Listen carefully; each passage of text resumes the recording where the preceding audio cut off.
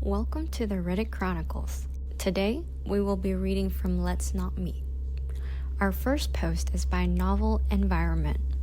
My screaming may have saved my life. For some context first, this story took place in 2020, when I was 18 years old. I lived in a relatively safe neighborhood, but my country does have a high crime rate in general, so take that with a pinch of salt. My dad had passed away earlier in the year, and I had no siblings, so my mom and I lived alone in our house. The COVID lockdowns were still in place, but as certain restrictions were lifted, people were starting to return to work. Between my house and the train tracks was a stretch of empty field. It became a safe, quiet space for me to escape to whenever I needed to get out of the house. I would normally sit there once a day for a cigarette or two, sometimes for a little picnic. My home situation was complicated to say the least, and due to the pandemic, I had nowhere else to go. On this particular day, I went there for a few minutes to smoke, as always. I was about halfway through my cigarette when I noticed a young man walking along the train tracks on the other side of the field. He was barefoot, wearing dirty, worn-out clothes.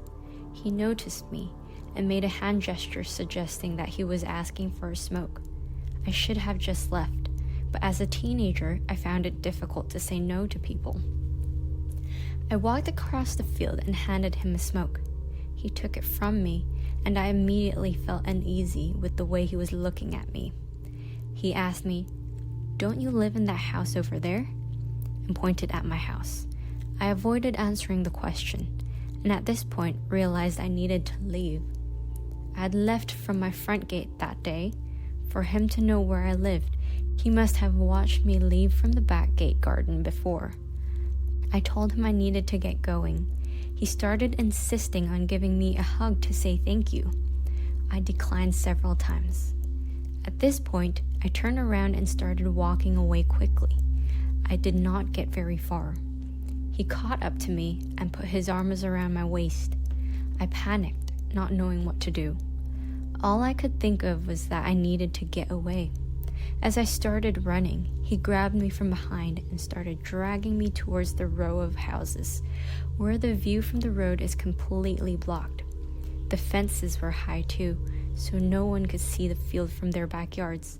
We were completely isolated. I was kicking and struggling, desperate to get out of his grasp. He ended up throwing me onto the ground with him on top of me, still holding on. In a split second, my life flashed before my eyes.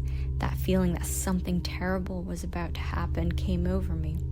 I could not escape. He was too strong. My arms were trapped by his, and he was holding me down, so I couldn't kick him. I did the only thing left to do and started screaming for help. Suddenly, I was free. I could move. He had let go and jumped off of me. He ran away. My heart was still pounding. I was shaking in shock from what had just happened. He disappeared into the industrial area on the other side of the train tracks. I immediately ran towards the road. As I reached it, I noticed it was empty. There were no cars parked in my neighbor's driveways. No one heard me screaming, and he had realized that day could have had a far worse ending. He knew where I lived, and I was terrified of him returning. For months, I had panic attacks and nightmares, and I could barely leave my house without breaking down. I moved away from there a year later, but I still sometimes get scared when I'm home alone or walking around town.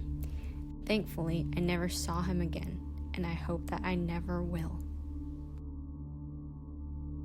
Our next post is by Bobby Brown. I was almost cooked alive. When I was 10, my parents and I went to visit my grandmother for spring break. My cousin also came to visit, and we decided we wanted to go to the YMCA for the day. My grandmother dropped us off and said she would come and pick us up in 4 hours. On that day, the YMCA was empty. There were a couple of adults in the exercise room, but that was it. We went to the basketball court after 2 hours of playing tag and shooting baskets. We were bored. I have never been the biggest fan of swimming, but this YMCA had a pretty good pool, so we changed into our bathing suits and headed in there. The pool was empty except for a lifeguard. We played a bunch of games and swam laps, but after an hour, there wasn't much left to do, and there was no one except us to hang out with to keep things interesting. So we decided to play a game of seeing how long we could hold our breath underwater. We stood in the shallow end near the clock on the wall, so we could time ourselves. Instead of fully submerging, we just stuck our heads face down in the water. We did this a couple of times and I was winning. On our last round, I felt a tap on my shoulder. I figured it was my cousin giving up and telling me that I had won. But instead, it was the lifeguard who told me to knock it off or she was going to have to ask us to leave the pool. Since we were tired of being in the pool, we figured we would get out, get dressed, and go back to the basketball court until my grandmother picked us up. We only had an hour left anyways, and the water was freezing. As soon as we got out, the lifeguard stopped us and asked if we wanted to go into the sauna to warm up and dry off. The sign said 18 years or older, so of course we were super excited that she allowed us to do that. She walked us into the sauna and unlocked the door. The door was glass and the interior was made entirely out of wood. Inside, above the door, there was a clock, probably to help make sure you were not in there for an unsafe amount of time. The lifeguard stand was adjacent to the sauna, but if you looked out the door, you could clearly see it. She followed us in and went over to the thermometer encased in plastic and unlocked it so she could crank up the heat. I figured that she must have to turn it on each time, so I did not think anything of it. Both my cousin and I were very short girls, so we could not see the temperature that was printed on the thermometer knob, but I know she was turning up the heat. Then she left and shut the door behind her. I thought I saw her lock the door too, but I thought to myself, why would she lock the door when we might want to get out? I checked the clock and decided we should get out in 10 or 15 minutes. It was already plenty warm in the sauna, but now the room was blazing. It felt nice because I was cold from the pool. After about 15 minutes, it was starting to get a little bit too hot, and my cousin agreed that we should leave so we can get dressed. I went to turn the knob on the door, but it was not budging. I thought maybe it was jammed, so I shook it, but it still was not opening, and then I let my cousin try. She could not get it open either.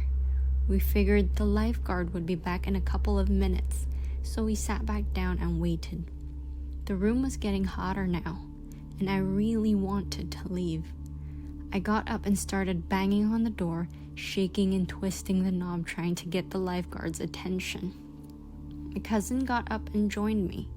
We started screaming at the top of our lungs for her to let us out, but she just stared straight ahead. I do not think there's any way she could not have noticed or heard two little girls banging and kicking the door, screaming. Now we had been in there for about 25 minutes. It was so hot in the sauna that it hurt to breathe. It felt like my lungs were on fire. My eyes and skin were burning.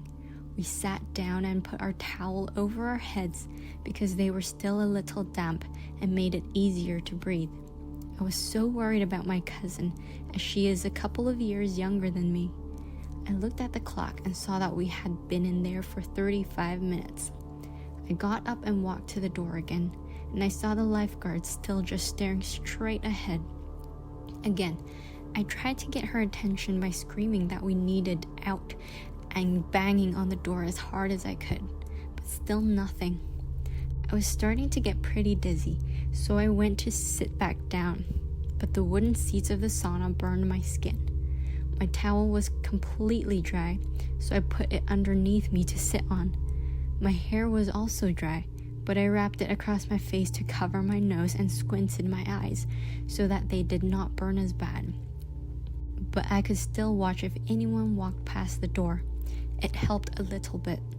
My cousin was lying face down with a towel over her head, not moving or saying anything, so I nudged her to make sure she was still okay. She was, but I could tell that we really needed to get out of there soon because she seemed a bit disoriented. It had been 45 minutes now, and I was extremely nauseous. There was no way that lifeguard could forget we were in there, and I thought she could have come back soon, but there was this little voice in my head telling me that maybe she purposely locked us in there. Finally, a man walked past the door towards the pool, but for some reason I just could not get up. My whole body was on fire, and I felt so dizzy. Luckily, this man wasn't going into the pool. He wanted to be let into the sauna and came back with a lifeguard. I saw them walking this way, and I immediately jumped up to grab my cousin. I knew now that for sure she had locked us in there, because she pulled out her keys to unlock the door and let the man in. I did not want to take any chances of us being trapped in there any longer, so as the man was trying to walk in, as we were going out, the lifeguard started trying to shut the door and push us back with it. The man was clearly confused about what was going on and said, I think they want out. The lifeguard let out a sigh and opened the door fully, and we ran away as fast as we could into the changing room. We only had about 10 minutes before our grandmother was supposed to pick us up. We were both so shaken by what had just happened that we did not say anything to each other as we got dressed or on the car ride home. When we got back to the house, my parents were making us dinner. I told them the story of what just happened.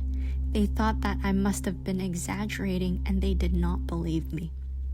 I truly think that the woman was trying to let us cook alive in there. The only bit of doubt that I have is what could have happened if we actually died. She obviously would have gotten the blame.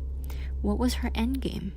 I am 21 now, but I think about this interaction all the time, and when I am in small spaces or get too warm, I still have panic attacks. No one believes this story, and I get it. It's pretty absurd.